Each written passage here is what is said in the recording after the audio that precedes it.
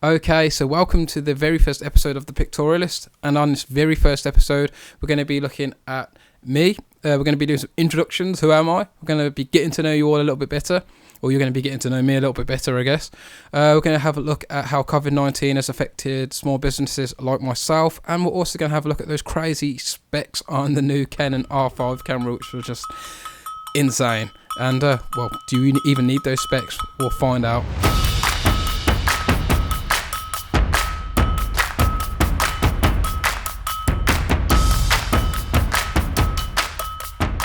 Okay, so to get started then, I guess. Why am I even doing a podcast, and who am I? Well, my name's Luke. I have a company called Figmento Films. I've been doing freelance photography and film for about 10 years. I used to work for a company called Gemporia. I was a television director. Then I was a YouTube channel manager. Always been doing a bit of freelance on the side. Then I decided to go fully into freelance and start Figmento Films up.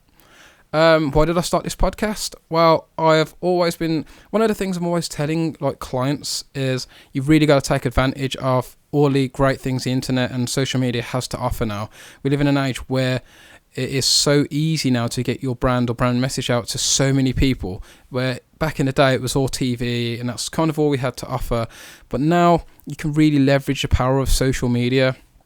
And that's one of the things this podcast is about. It's about film and photography, but I try to put an emphasis on business and just talk about my experiences. Hopefully, I can also share some experiences with you guys along the way.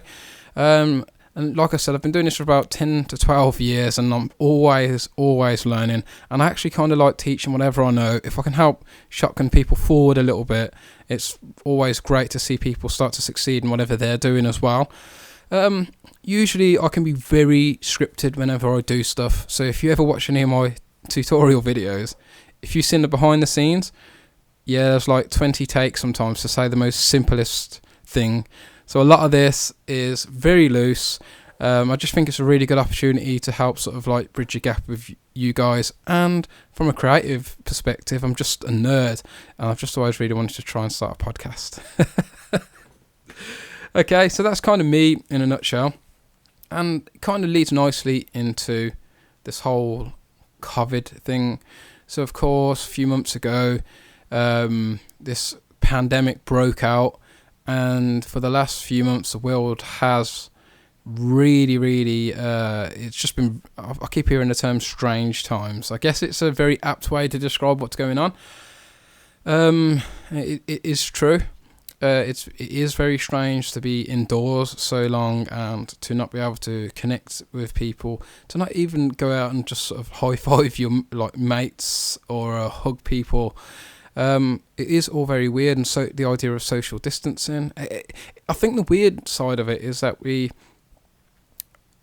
have this very weird dichotomy of social media in one sense really brings us together, but social media itself can isolate us. We can be very invested in our phone and our computer screens as opposed to connecting people. When then all of a sudden this virus has come along and says you really cannot connect with people like physically, you cannot do that, and now all of a sudden it's just really stark reminder that we are humans and connection is very, very important for us. So it's on many levels, it's just for me a bit of a wake-up call. And I don't know if you've been on my YouTube channel. By the way, if you like this, subscribe, hit the bell icon to keep notified. And if you're listening on Spotify or wherever you get your podcasts, don't forget to follow me. If you go onto my YouTube channel, then just search for Figmento Films. I've started delving into what I call photography as therapy, which is something I'm helping myself get through these times. And that is the idea of just bringing mindfulness into photography. And I've been looking into sort of Shinrin-yoku and all sorts of stuff as well, as ways of sort of dealing with it. It's when I was younger, I had a lot of anxiety, and getting out with my camera, particularly out in the wilderness, really helped me sort of relax and sort of calm my mind down and center me, I guess. And that's something I really want to share with other people. And when I'm talking to people about photography, I'm so passionate about the way I talk about things. And part of that passion is because I know that once they get over the technical hurdles of photography, or just allow themselves to even not worry about those technical hurdles and just get out with a camera, and they can find the sort of same sort of peace of mind I find when I'm out there as well. One of my best friends, took me like a year to get him into photography, but he loves it now and is out all the time by himself.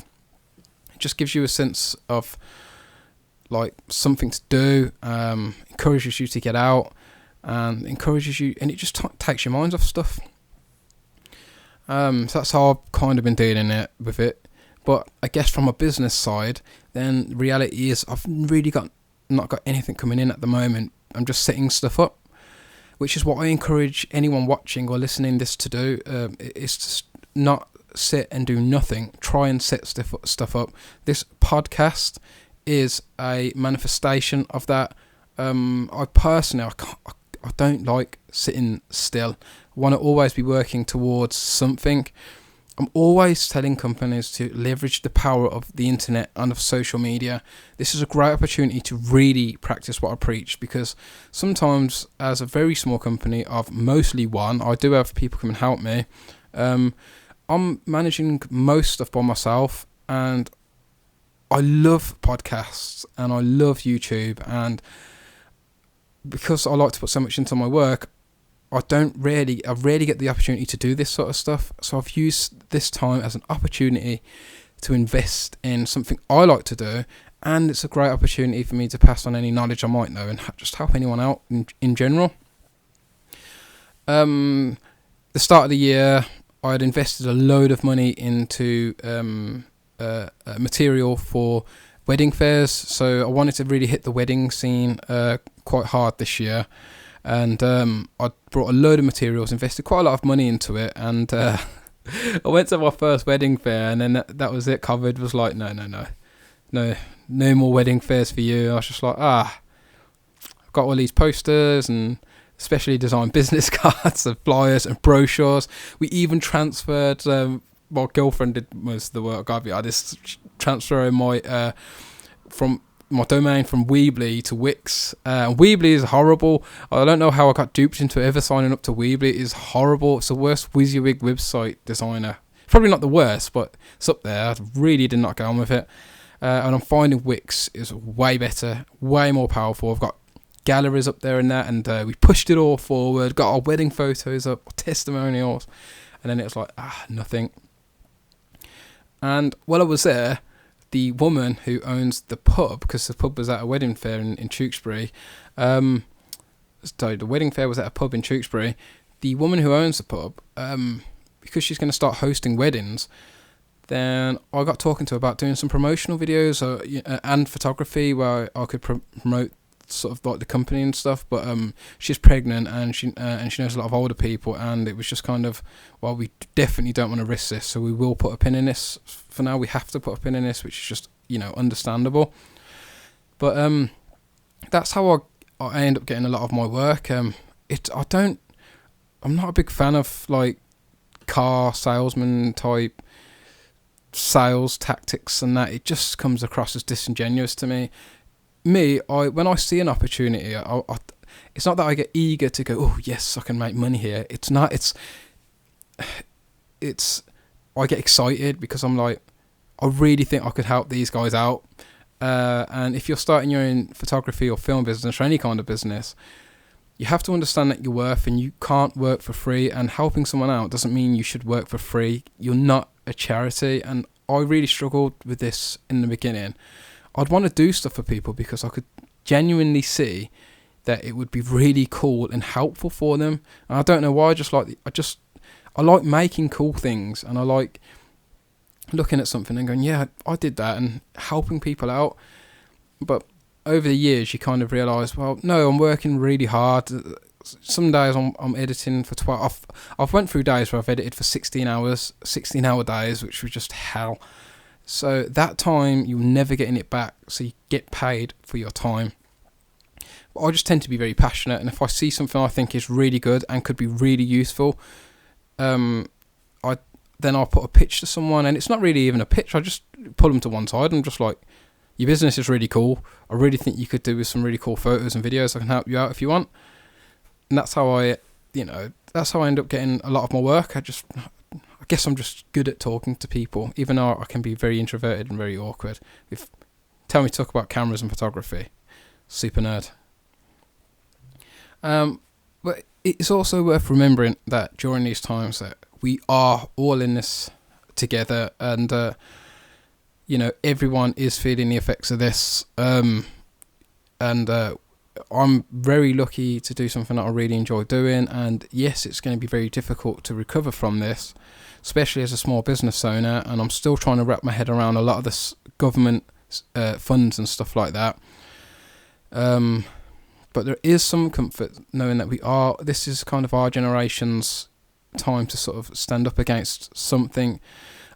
I even think it's kind of like a wake-up call, where it's like we can't ignore these things, and it can take you out of your world. Like my world tends to be film photography. That's what I'm always working on. It can take you out and take you out of that, and just give you some perspective, and just make you realise that there is, the world is a very big place with a lot of people. So I find some comfort in that, and I like that we're clapping for our NHS workers and our key workers, because they're doing a really, really good job. So it's very scary times, but if you're a business and you're suffering, look into the whole government side of this and see about furlough, and see about just getting paid so you don't completely sink under this, which I think might happen to a lot of companies. And if you're the owner of a business as well, yes, profits are important, but no profit is worth more than someone's life. It's one thing that always used to bug me whenever there was a snowstorm. You'd get some kind of upper management types kind of priding themselves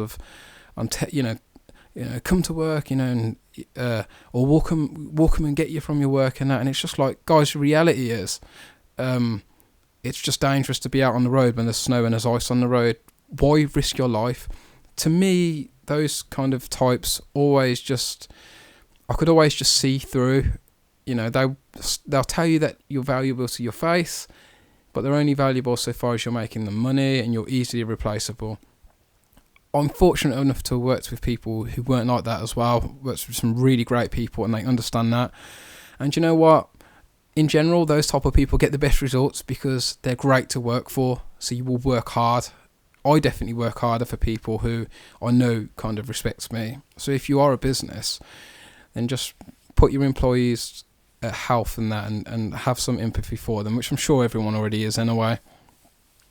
And similarly, if you're being employed by a business, you understand that for them it's going to be super stressful. They're trying to hold their business together.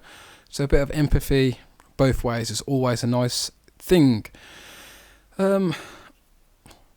My personal plan coming out of this is I'm just making lots of video, using my time I can get outside to take photos and practice some mindfulness. There's also a landscape photographer of the year competition coming up, and I absolutely love landscape photography. That is my favourite type of photography.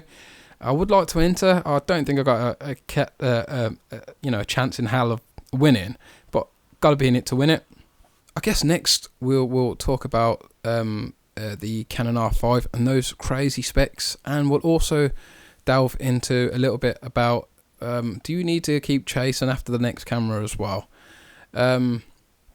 This is also an opportunity just to say that you can check out my website. Like I say, I'm a freelance filmmaker and photographer. If you want to see any of my work, go over to figmentofilms.com. You can find wedding films over there. You can find corporate and promotional. You can also find all sorts of stuff. Some of my favourite sort of landscape galleries that I've uploaded up there. Some wildlife photography. If you're thinking of getting a wedding done as well, I've got testimonials. So there's all sorts over there. You can go and check out. The specs on this Canon R5 are mental.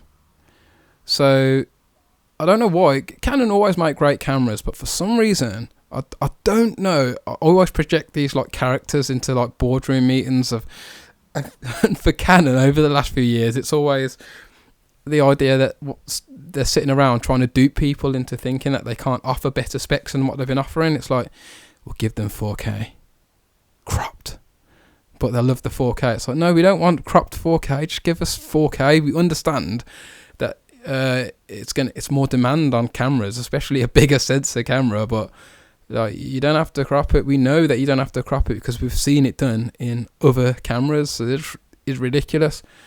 They have a whole range of great lenses as well. They're growing sort of their mirrorless lens range as well, but you can still use an adapter. But it's always a great camera with a but. It's not some sort of weird joke. It's always a great camera with a caveat. I guess that's a more eloquent way of putting it. Especially in regards to video. So this term kind of annoys me a bit, but I guess I am a hybrid filmmaker, photographer. I use my mirrorless cameras to do film and photography. I'm doing both. I need to do both. It's the least expensive way to facilitate both of those needs. So from a video background, I studied digital video production at university and college, and buying a video camera is a very expensive proposition. And then all of a sudden, you had the Canon 5D Mark II, which was my first proper camera, and I absolutely loved it. And if I see a cheap one, I will buy it again. It's a really great camera. And then I gravitated towards, because I was still towards the start of this, I was very much video orientated. I gravitated towards a Panasonic GH4 because it had great video options in. And then from that, I got a GH5S. I did the whole Metabones thing, and I adapted my Canon glass, which is really good. But during a job, my Metabones wasn't working properly. It wasn't broke, it was just something simple, but I had to be on a job quickly, so I ended up investing more into this sort of Micro Four Thirds system. Got myself a G9 as a backup camera, and over the course of the last few years, I've just found that this system is the most versatile for me. But I've always looked towards going back towards Canon at some point. But every time I look at their video options, it's always, it's 4K, but it's cropped. It's we don't do like a 25p. I don't think it was on the last camera. It's just silly, and that's just person in the boardroom just going, yeah, we'll bring it out on the next model. But for me, it's like, to do it on this model and work on the next model some other time. Do the best you can now, because I will go, if I do upgrade, it will be to a Sony, or it will be to a full frame sort of Panasonic, or to be quite honest, I really love me Micro Four Thirds cameras. I ain't got no problems with them. If I did upgrade, it'd probably be towards a full-on video camera, like an Ursa Mini or something like that. But yeah, then they brought this out. It's a Canon R5. These are the specs, if you haven't already heard them.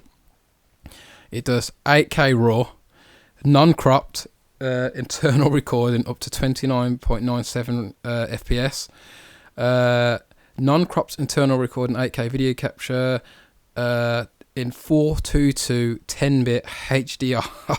Oh, it's just insane. It's 8K.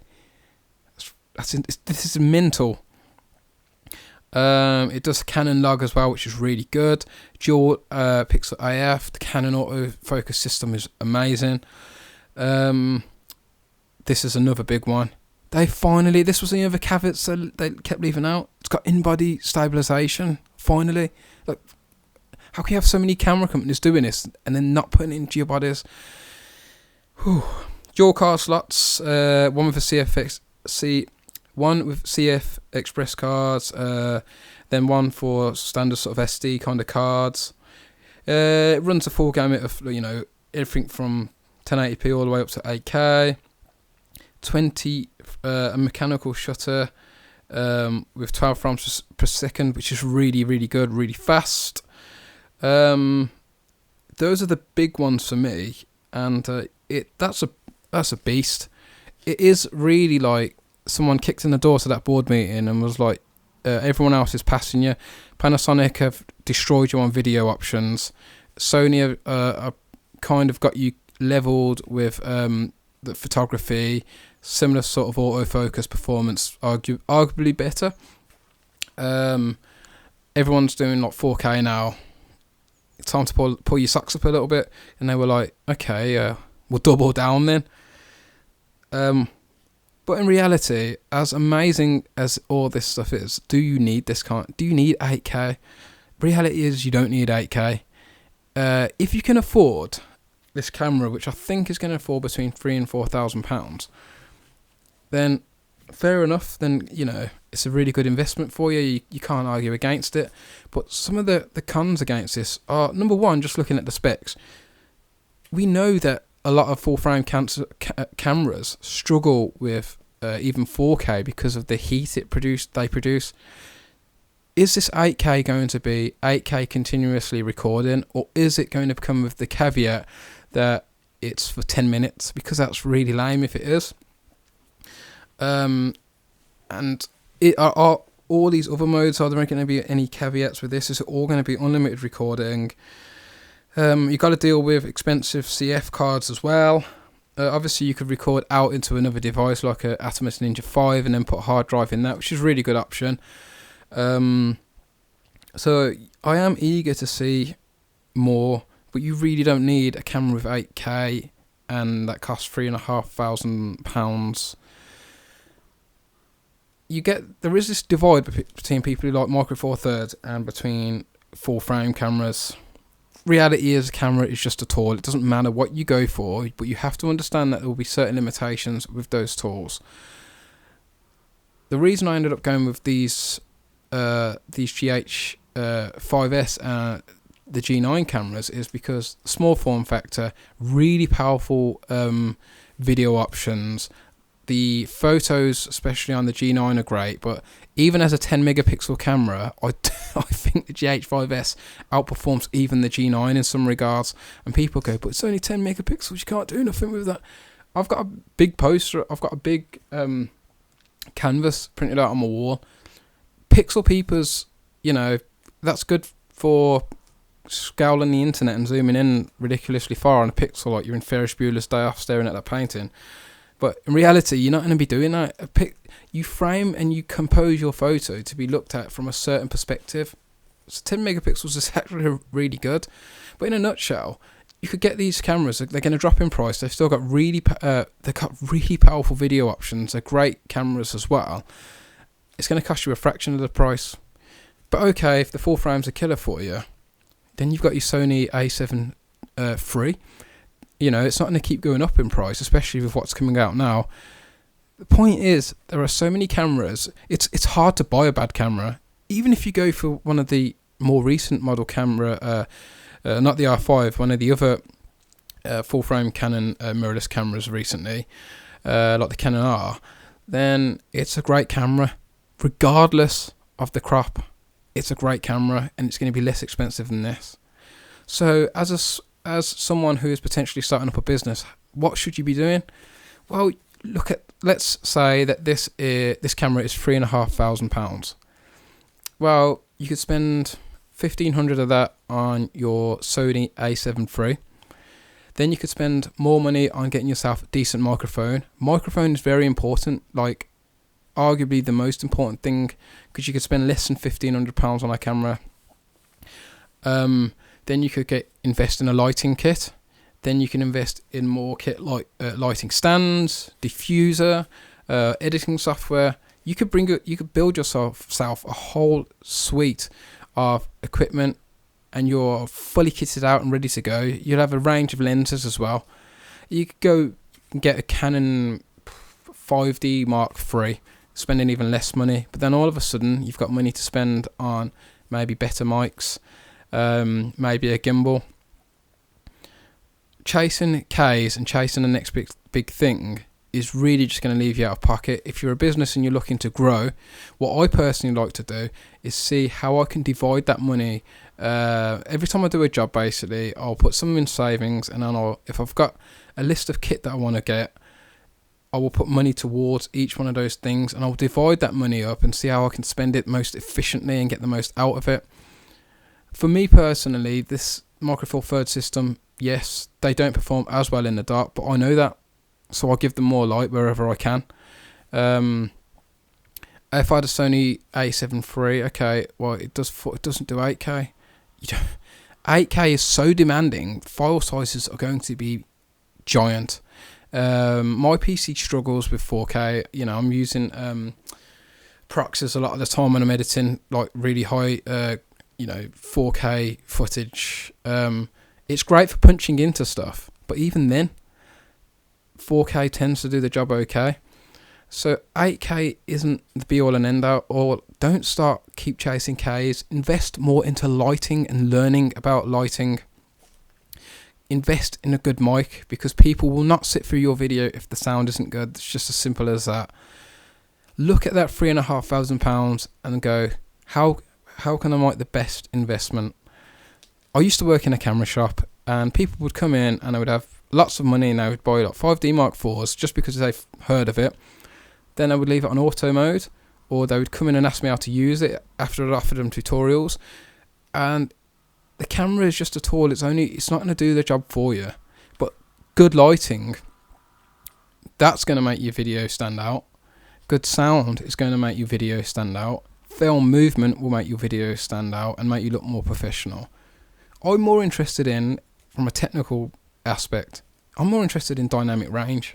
I would like more dynamic range. Colour science is getting really good now, but obviously there's probably room for improvement there. To me, these are where I would like to see improvements, and I have no doubt the Canon R5 is just going to destroy most of the competition at the moment. That doesn't make everything else redundant.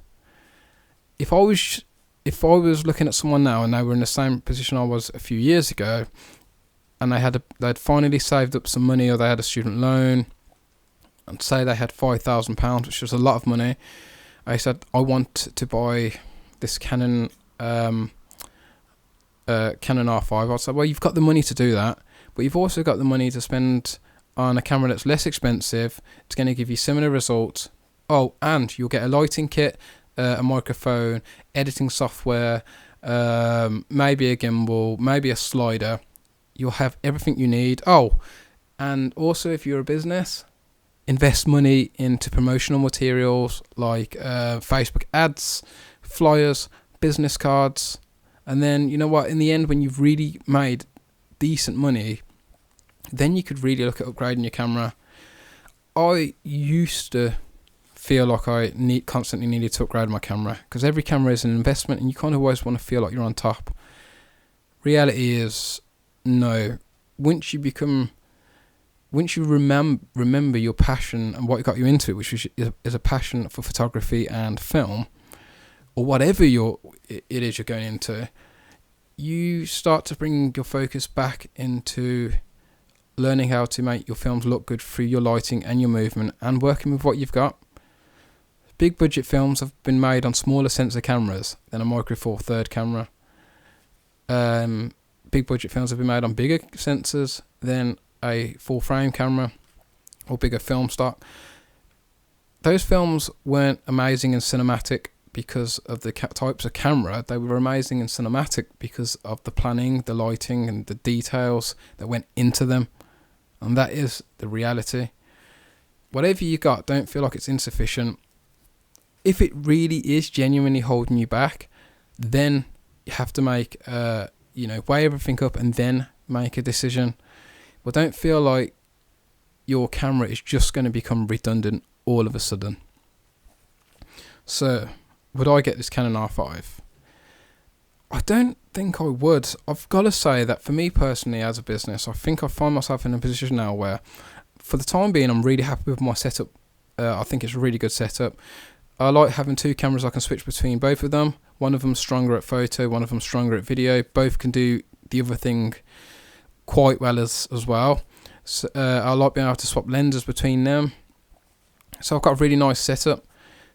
But I'm at a point now where if I do upgrade, I'll probably looking towards a full-on video camera, and then maybe a full-on camera just for photography. And that would probably mean maybe an Ursa Pro. I looked at the Blackmagic cameras, but originally I was going to get a Blackmagic Pocket Cinema Camera 4K over my GH5S, But as great a camera that is, it's got better dynamic range. I'd say arguably better image quality as well. I'd say when I started weighing everything up, it ended up being very costly, and also the weather sealing was a big deal for me as well. Because I live in England and I can be doing any different type of job. When you're doing freelance, I could be outside one minute, inside the next. I need weather sealing, as simple as that is. It's really useful for me. It's a really rugged camera. I can fully kit it up into something else, or really strip it down and have it as a simple camera with a really light, dinky sort of micro four thirds, like 50mm lens on there. And that's why it won out for me, because of versatility. So if I was going to go for another camera, it'd be something a bit more rugged and a full-on camera, probably like an Ursa Mini Pro, something along those sort of lines. And then if I was going to upgrade to a stills camera, it might be something like a Sony a7 III, but I might even go back and get like an older camera and get like a DSLR, maybe even a Canon 5D Mark III. If money's no object, it'd probably be... If money was no object, there'd probably be this Canon R5, because it does everything so well. It's a great camera. Can't knock that. Actually, if money was no object, I'd have like an Arri Alexi and like, or the Sony,